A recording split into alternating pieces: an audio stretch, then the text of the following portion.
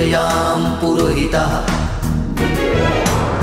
हम राष्ट्र आराधक भारतवर्ष को जागृत और जीवंत बनाएं।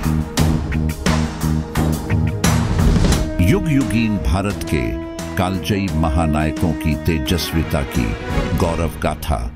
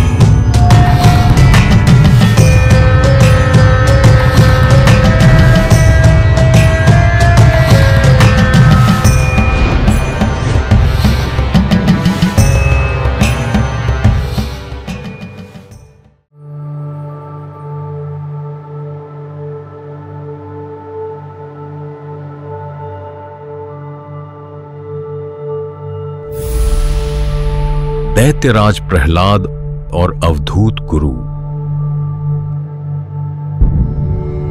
नृसिंह की कृपा से प्रहलाद दैत्यराज बने। नृसिंह ने अंतर्धान होने के पूर्व ब्रह्मा को भी मार्गदर्शन दिया कि आप दैत्यों को इस प्रकार के वर न दिया करें जो स्वभाव से ही क्रूर हों। उनको दिया हुआ वरदान विषैले सर्पों को अमृत पिलाने के समान है।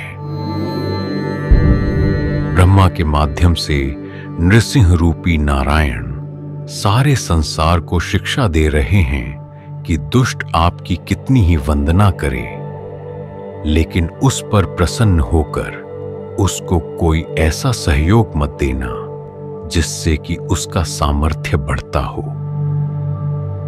यदि आप दुष्ट को पुष्ट कर रहे हैं तो उसके अत्याचारों के पाप फल के अंशभागी तो आप भी रहेंगे। दुष्ट को शक्तिशाली बनाने से सबसे पहले एक विकराल समस्या होती है, उसे दंडित करने की। यदि हिरण्यकशिपु को ब्रह्मा का ऐसा वरदान न मिला होता तो नारायण को नृसिंह रूप धारण करने की कोई आवश्यकता ही न होती। सीधे ही दैत्य का वे वध कर सकते थे। प्रकृति के नियमों को तोड़कर ऐसा विचित्र अवतार लेना पड़ा उन्हें। अनेक युक्तियां बैठानी पड़ी, तब कहीं जाकर हिरण्यकशिपु का वध संभव हो पाया। यहां एक प्रश्न उपस्थित होता है कि ब्रह्मा तो तपस्या का फल देने बाध्य थे। वे तो ऋषियों को भी साथ लेकर गए थे ताकि वे भी उस उग्र तप को प्रत्यक्ष देख सकें। फिर भी नृसिंह ने उन्हें ऐसा मार्गदर्शन क्यों किया? और जब मार्गदर्शन किया ही तो क्या आगे ब्रह्मा ने उस पर सतर्कता रखी? पहली बात तो यह है कि ब्रह्मा तप का फल देने बाध्य अवश्य थे, लेकिन जो मांगा जावे वही फल देने बाध्य नहीं थे। सीधे सीधे अमृतत्व का वरदान तो उन्होंने किसी को नहीं दिया। वहां भी तो मना किया ही है। अपनी वाणी से मोहित कर वे तपस्वी दैत्यों को सीमित वरदान पर रोक सकते थे। बाद में रावणादि को दिए गए वरदानों में उनकी सतर्कता स्पष्ट दिखाई देती है। अहंकारी रावण ने स्वयं ही नर और वानर को तुच्छ जानकर अपने वरदान से उन्हें हटा लिया था, किंतु कुंभकर्ण को मोहित करने ब्रह्मा ने क्या उसकी जिह्वा पर सरस्वती को बैठाकर निद्रा का वर नहीं मंगवा दिया था?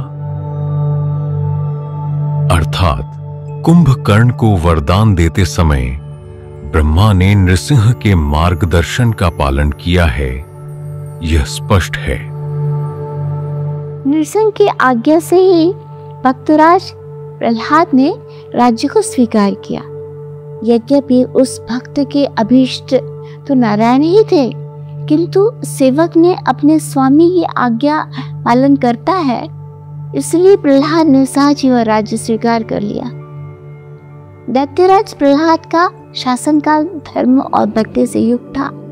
प्रहलाद ने ना तो किसी को प्रताड़ित किया और ना ही धर्म के मार्ग से कभी टिके, भले ही अपने पुत्र पर भी संकट क्यों ना आ गया हो।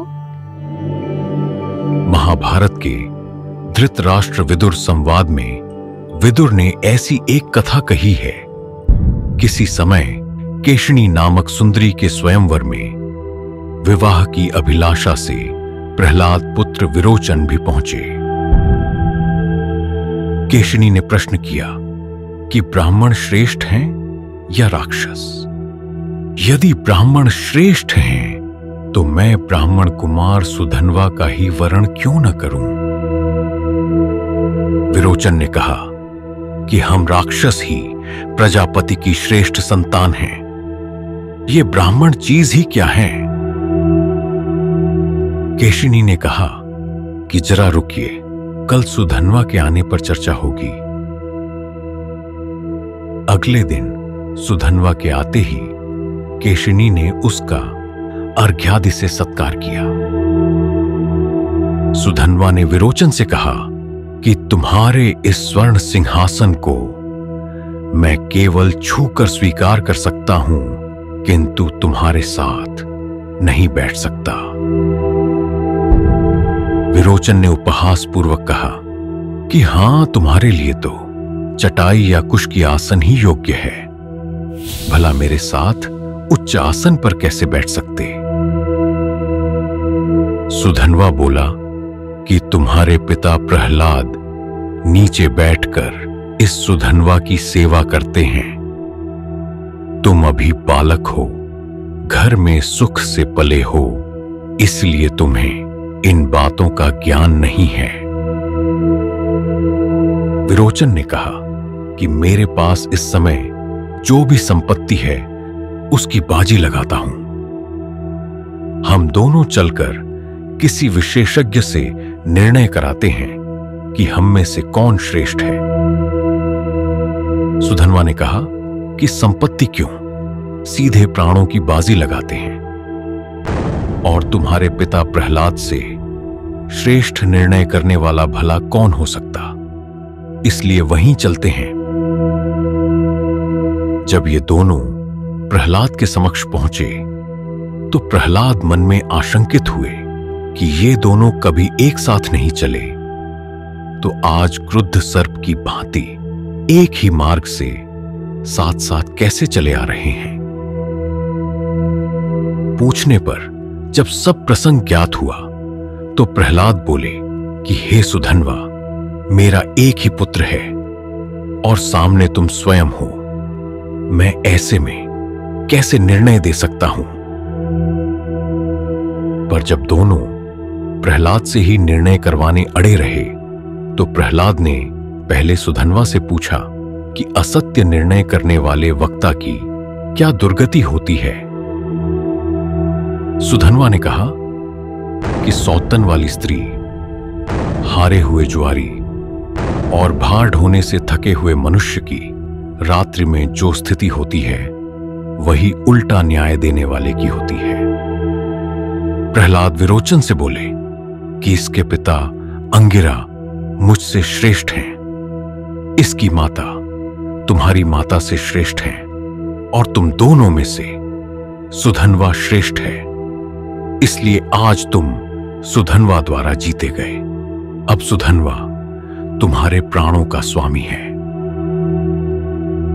प्रहलाद ने फिर सुधन्वा से कहा कि यदि तुम दे सको तो मैं विरोचन को पाना चाहता हूं।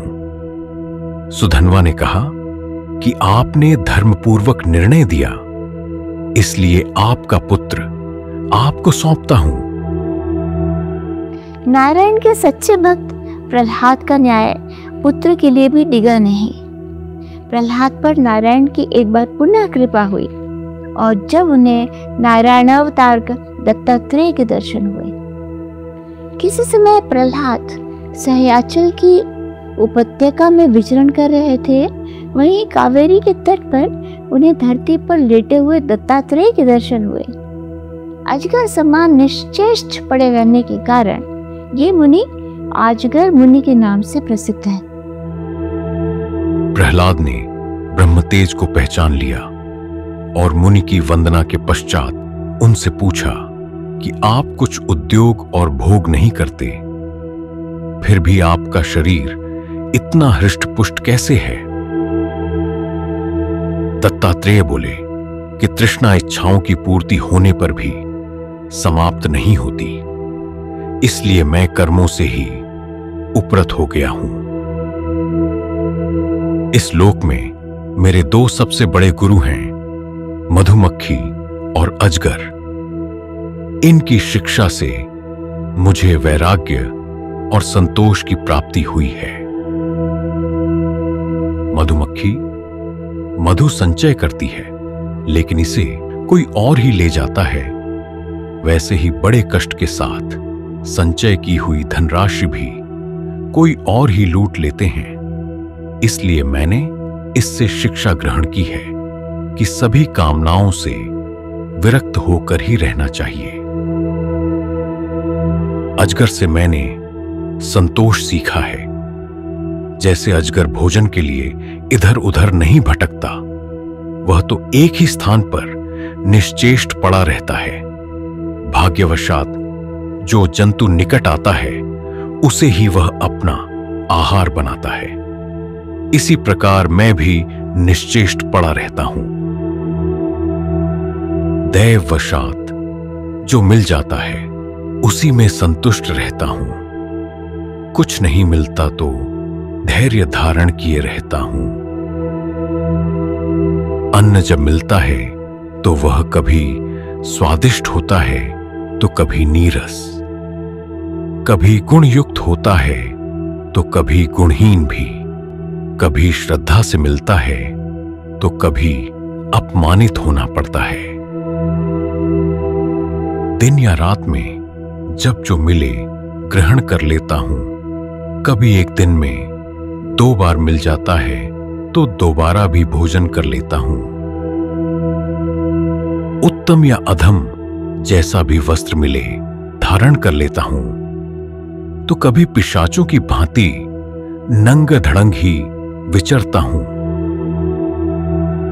कभी पृथ्वी, घास, पत्थर या राख के ढेर पर ही सो जाता हूं तो कभी दूसरों की दी हुई उत्तम शैया पर शयन कर लेता हूं। मैं न तो किसी की निंदा करता हूं और न ही प्रशंसा। अच्छे बुरे, अपने पराए आदि में भेद का कारण है माया। आत्मानुभूति द्वारा माया को नष्ट कर देना चाहिए। हे प्रहलाद, मेरी यह आत्मकथा अत्यंत गुप्त है तथा लोक एवं शास्त्र से परे है। तुम भगवान के प्रेमी हो, इसलिए तुमसे इसका वर्णन किया है। प्रहलाद ने दत्तात्रेय को प्रणाम किया और अपनी राजधानी लौट आए। दत्तात्रेय विष्णु के 24 अवतारों में से एक हैं। कैसे यह अवतार हुआ और इस अवतार में नारायण ने क्या क्या कार्य किए, उनकी चर्चा के साथ शीघ्र मिलते हैं अगले अंक में।